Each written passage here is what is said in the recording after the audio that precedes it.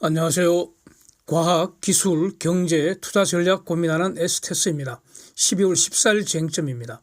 미국이 내년 24년에 기준금리 최소 3번 75bp 내려서 내년에는 기준금리 상단이 4.75%가 될 것 같다. 26년까지 3년간 총 10번 기준금리 인하 랠리를 해서 그래서 총 250bp 즉 2.5%포인트 내려서 결국 기준금리 상단이 26년에는 3% 될 것 같다. 이런 시그널이 나왔습니다. 그 다음 이걸 반영해서 미국 시장금리는 이미 내리는 중에 있고요. 그래서 한국은 오늘 그 선물 옵션 동시 만기인데 이 이후에 어쩌면 오늘 오후부터 산타랠리 가능하겠다. 이런 내용을 다루었습니다. 조금 전 미국 연준의 12월 FOMC 성명서 이제 공개됐는데 시장 예상대로 기준금리는 5.5% 동결했습니다. 이거는 뉴스가 아니겠죠. 네, 매우 중요한 거, 진짜 중요한 거. 이제 점도표 한번 보시면 총 19표 투표를 했는데 11표가 4.75% 밑에 있다. 이겁니다. 그러니까 내년 말 기준금리는 상단이 4.75% 되니까 현재 5.5%니까 이 말이 25bp 3번 정도 내린다. 이렇게 해석을 해야 하는 겁니다. 자, 왜 이렇게 변했나 이겁니다. 그래서 변화의 전제가 되는 것이 미국의 경제 전망입니다. 이거 FOMC가 어제 조금 전에 발표한 거 그거 이제 표를 한번 보시면 3분기 GDP 이거 성장률 상당히 높은 거 아닙니까? 어떻게 보면 폭발 성장이다. GDP 서프라이즈다 볼 수도 있는데 그럼에도 불구하고 23년 전체 실질 성장률은 2.6%다. 이렇게 이제 수정 전망치를 발표를 했는데 근데 이거는 9월의 전망치 2.1%보다도 올라갔습니다. 그런데 요거보다도 내년에는 1.4%로 팍 둔화된다. 26년에도 1.9%에 불과하다. 그러니까 앞으로 24, 25, 26 이렇게 저성장 시대를 전망하고 있다. 요거를 확인할 수가 있고요. 근데 이제 실업률은 3.8%로 금년에는 유지가 되지만 24년 이후에 살짝 올라간다. 4.1%로 올라간다. 이런 거고 PCE 인플레이션 요게 이제 연준에 이렇게 PCE 인플레이션 지표로 PCE Personal Consumption Expenditure 요거를 지표로 삼고 있다는 거 여기서 확인이 되지 않습니까? 23년에 2.8%가 된다는 겁니다. 이게 9월에 3.3%보다도 엄청 둔화된 거 아닙니까? 이제 다다음 주에 발표 나잖아요. 그때 이제 볼 일인데 근데 저 PCE가 갑자기 24년에 2.4%, 25년에 2.1%, 26년에 2%로 드디어 목표 달성한다. 이렇게 전망이 수정됐다는 겁니다. 이거 왜 이렇게 수정되었는지 상당히 의아합니다. 뒤에서 보겠습니다. 그래서 기준금리도 24년 말에 4.75%, 25년 말에 3.75%, 26년 말에 드디어 3%가 될 거라는 겁니다. 그러니까 25bp씩 내린다면 24년에 3번 내리고 25년에 4번 내리고 26년에 3번 내린다. 그래서 합계 앞으로 3년간 전부 10번 250bp 금리 인하 랠리가 지금부터 시작된다. 이런 뜻입니다. 엄청난 거 아닙니까? 자, 이렇게 변한 이유가 뭐냐? 그게 FOMC 성명서에서 딱 한 줄로 나와 있습니다. 이거 이런 것도 아주 제가 이렇게 간파를 해드립니다. 한 줄로.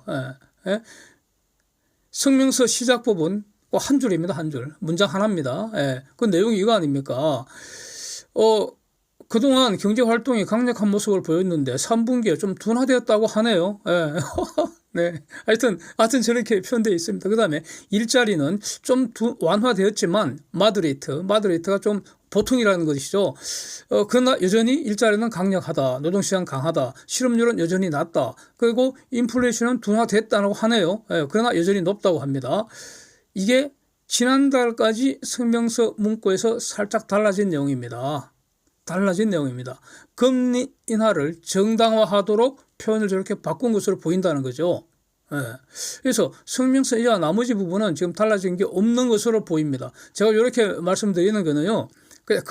제가 이런 이 FOMC 성명서 이렇게 발표 날 때마다 이게 무슨 뜻입니까? 실제로 포탄이 장렬하는 전쟁터에서, 예, FOMC 전쟁터에서 완전 무장하고 읽고 분석한 게 한 달, 두 달이 아니고요. 수십 년 됩니다. 수십 년.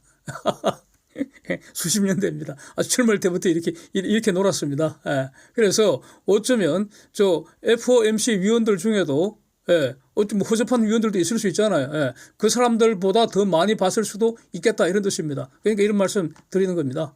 하여튼 그래서 성명서 그 부분 지금까지는 제가 전부 다 이렇게 그 해석을 하고 그랬지 않습니까? 오늘은 생략하고요. 예. 똑같은 거 자꾸 하면 재미없잖아요. 중요한 거 안고 왜 문구가 달라졌나 이겁니다. 왜 문구가 달라졌나. 예. 그래서 제가 직관적으로 딱 이해가 되는 것은 연준이 금리를 내리고 싶은가 봅니다. 예. 그러면 마음이 왜 이렇게 바뀌었나? 예? 왜 갑자기 이렇게 변심했나? 시장이 원하고 있으니까. 예. 시장이 원하는 대로 들어준 것 같습니다. 이걸 반영해서 미국 10년물 국채 수익률 4.03%, 그러니까 최근에 하향 안정화되는 모습이 이제 확인이 됐습니다. 수익률 곡선 보면은 수익률 곡선이 통째로 밑으로 툭 깔아앉았고요.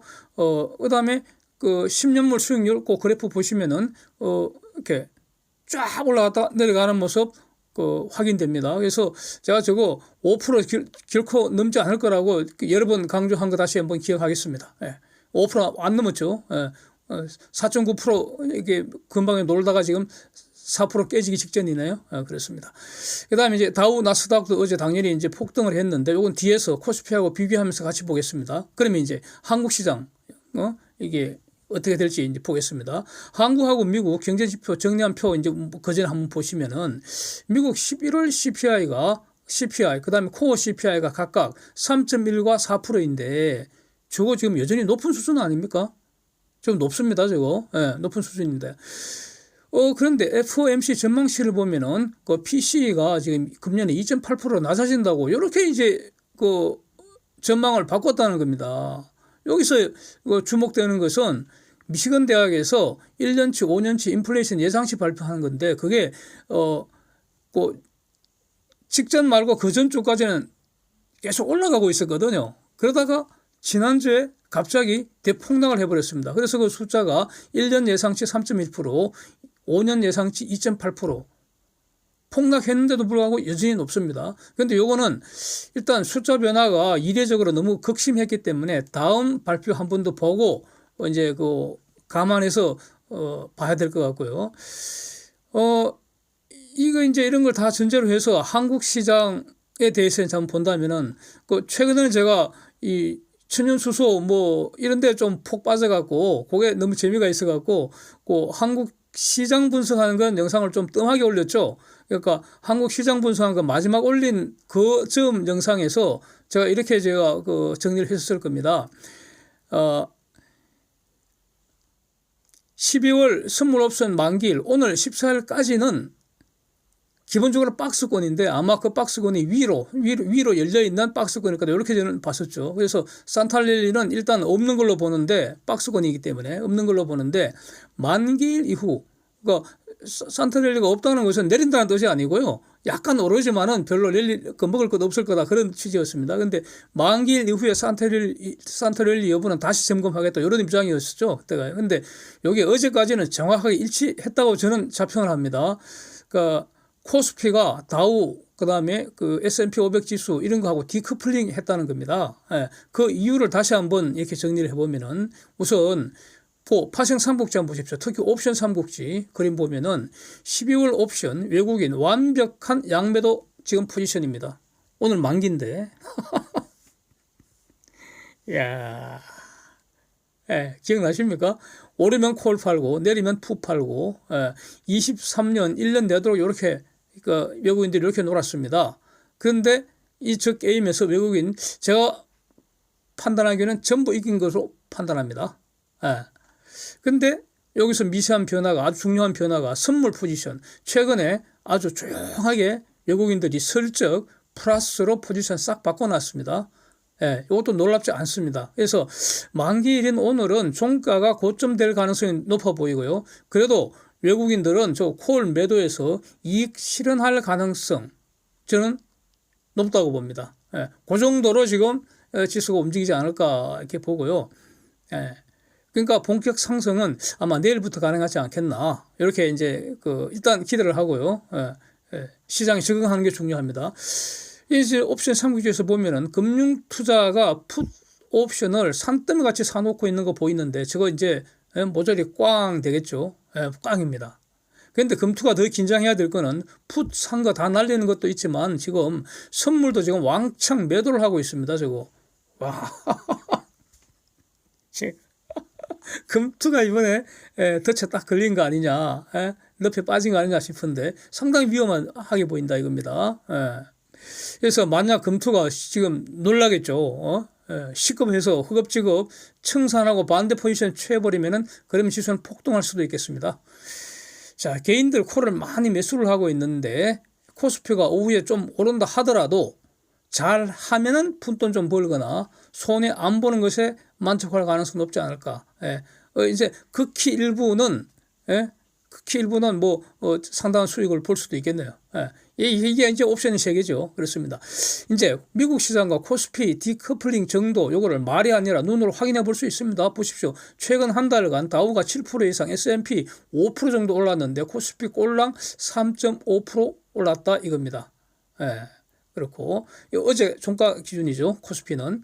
그래서 이 시장 분석한 최근 영상에서 미국 시장 올라도 코스피는 좀 덜 오를 것이다 이렇게 이제 말씀을 드렸는데 요거 다시 한번 정리하면은 차이콤 리스크에 아직도 한국이 더 많이 노출되어 있고요. 아직 구조조정 필요하다는 겁니다. 그다음에 부채 문제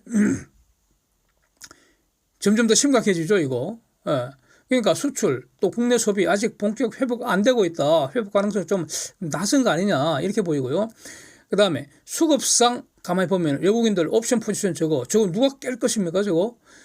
외국인들 옵션 포지션 깰 수 있는 건 외국인밖에 없습니다.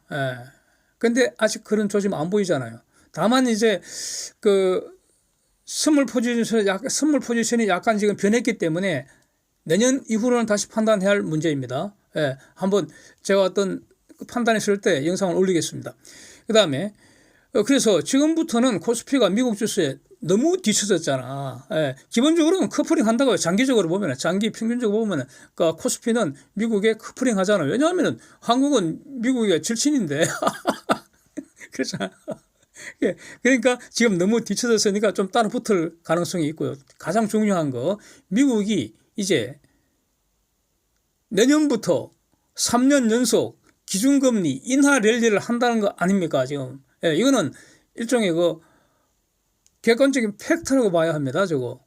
저 FOMC 전망 발표한 거 지구상의 모든 사람들이 눈을 뜨고 보고 있는데 지금 팩트라고 봐야 하고요. 다만 이제 결과적으로 어떻게 될지는 확인하는 것이고요. 이게 시장에 적응해 나가는 것이죠. 이런 겁니다. 이렇게 간단합니다, 단순합니다. 그러니까 지금 이제부터 3년간 미국 기준금리 3년 연속 10번 인하한다는데 그럼 어떻게 되겠습니까?